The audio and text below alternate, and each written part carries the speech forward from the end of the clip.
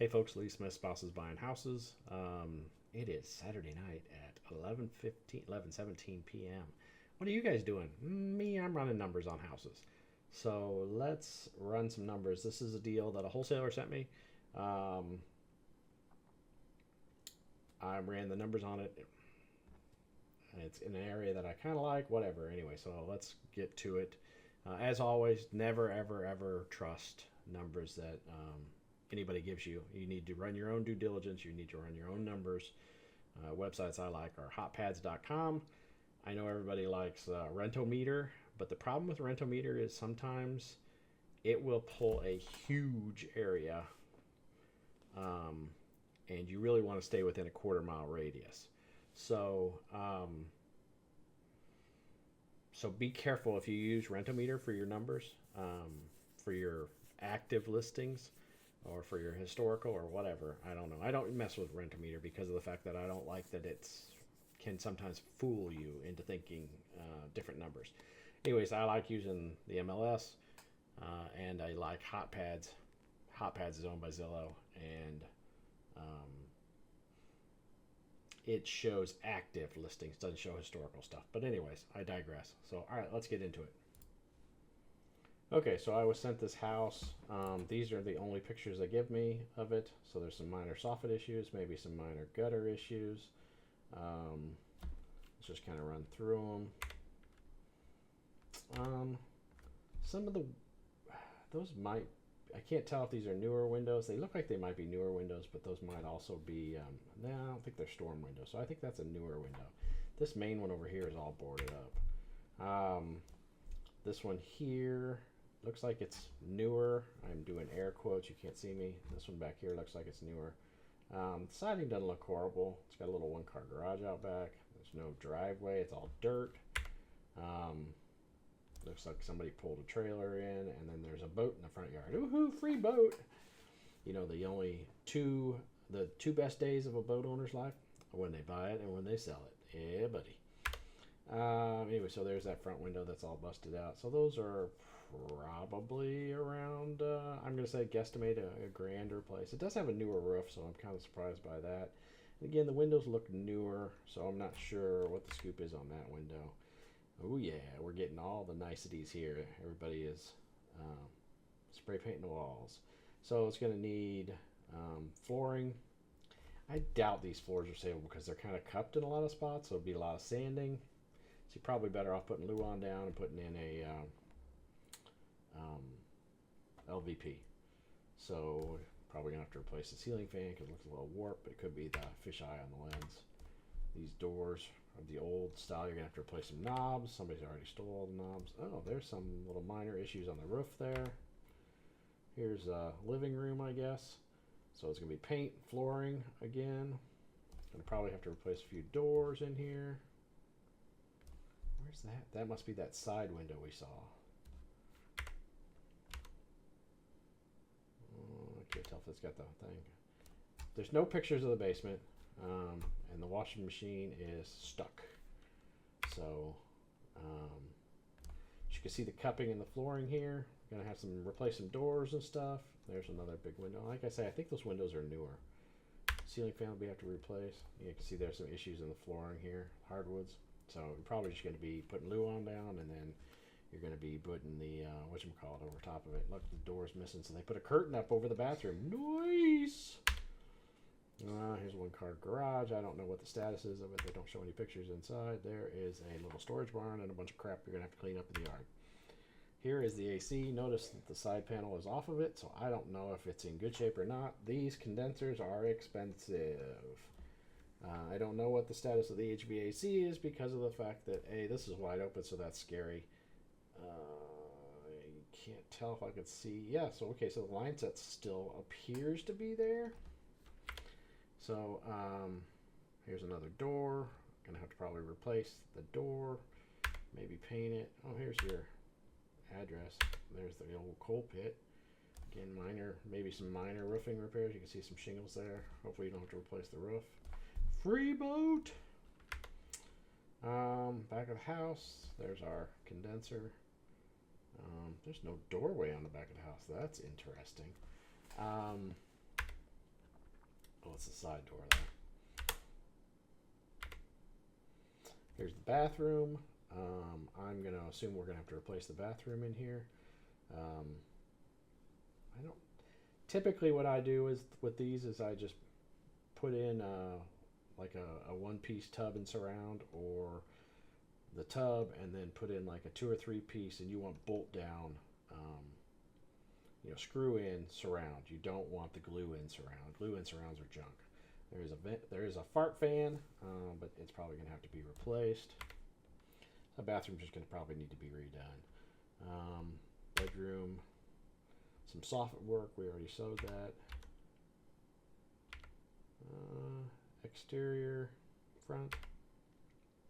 More bathroom.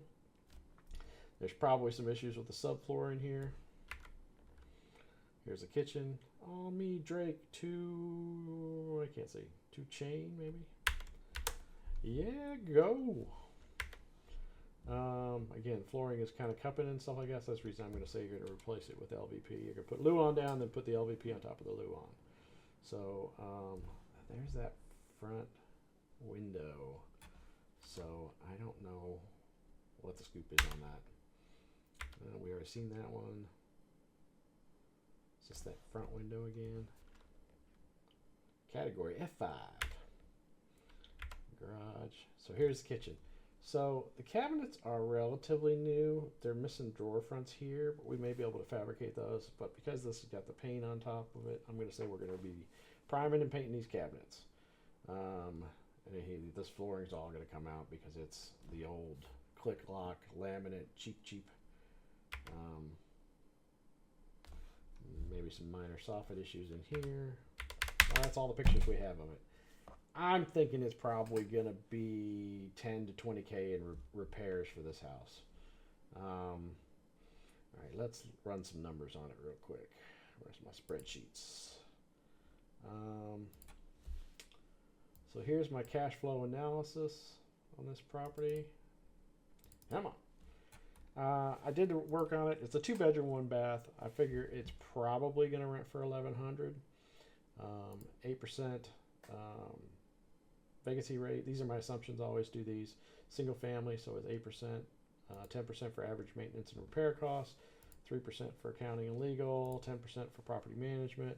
Property taxes on this one, right now they're dirt cheap. But remember in an earlier video, I told you that you need to run your numbers based off of what they will change to within 6 months to a year after purchase. Because this has, it has a bunch of exemptions on it, but this is what the property taxes are going to run you a year. Those are insane. $200 a month. Property insurance is about $700.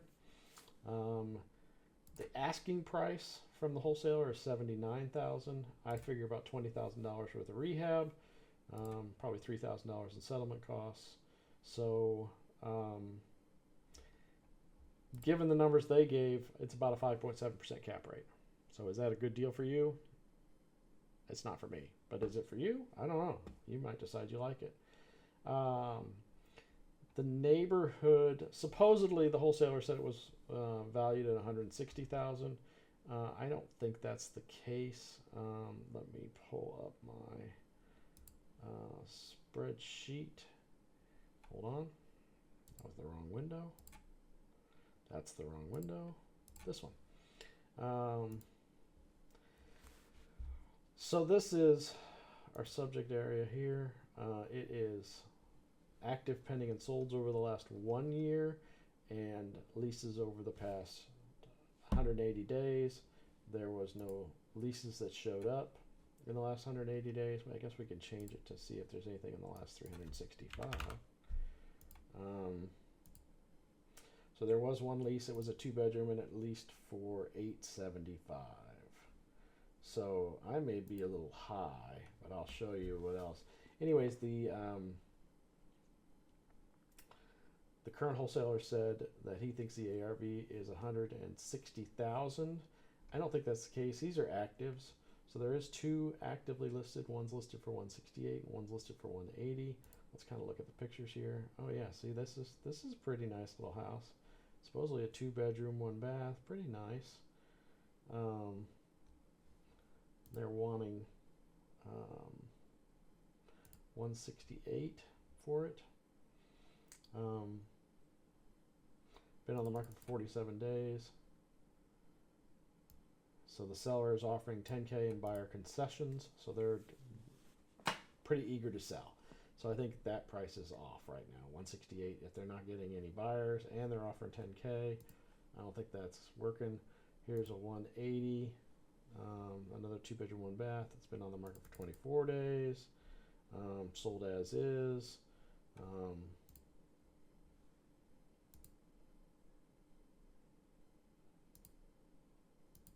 Ooh, they got some nice pictures.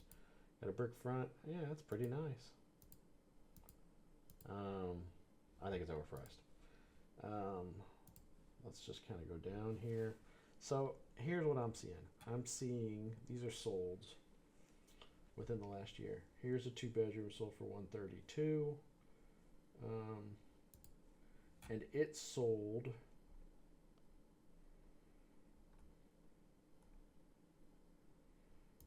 April of this year. February, March, April, May of this year. So that's pretty recent. So that sold for 123. Let's look at the pictures real quick. They don't have a lot of pictures.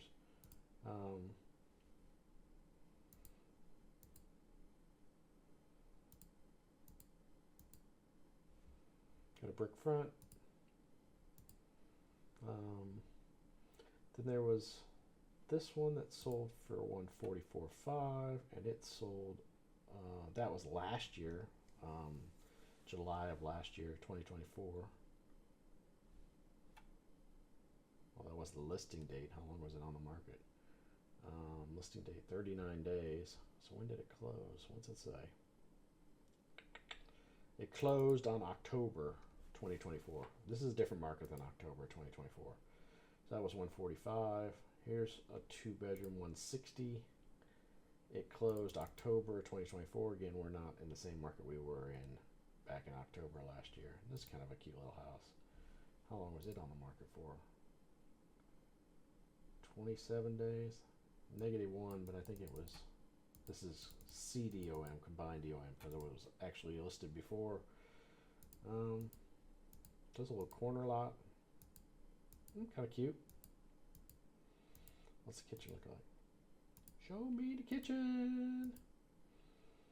So galley style kitchen, not bad. Decent little floor plan. Newer kitchen cabinets. I'm not proposing that we buy new kitchen cabinets. Anyway, so 160 was listed at 185, 160 is what they took. So I think we're closer to the 130 number. So if we're looking at 130, a flip analysis, I guess I gotta bring this stuff down here. I was using multiple screens. So if our ARV is 130, I think it's gonna take about 20K worth of work. I wanna make 25%. Or 25 grand, whichever is more, so 25% in this case.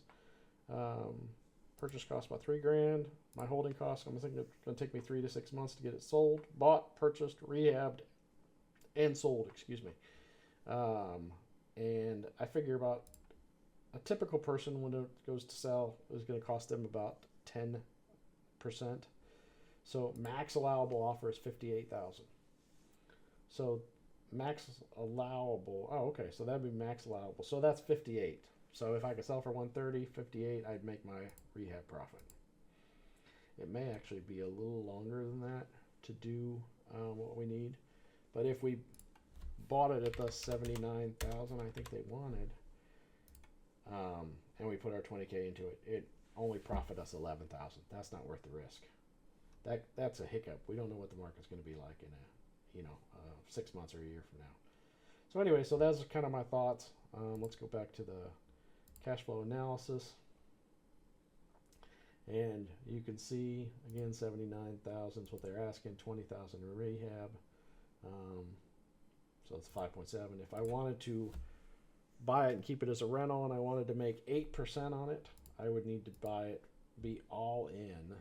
That's buy it and rehab it for 69. So I think max allowable offer I would make would probably be like 50,000 on this house, because I'd rather buy them and keep them as rentals. So anyways, that's kind of where I'm at. Let me know your thoughts. you have any questions or comments, then let me know. Thanks, guys.